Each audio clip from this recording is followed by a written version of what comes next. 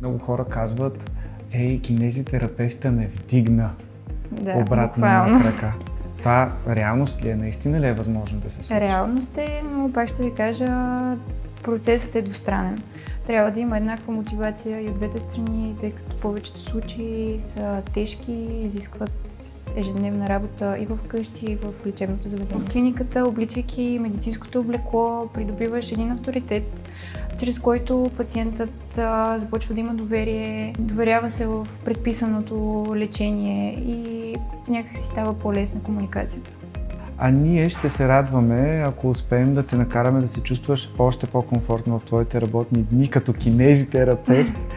Затова be well! Много благодаря!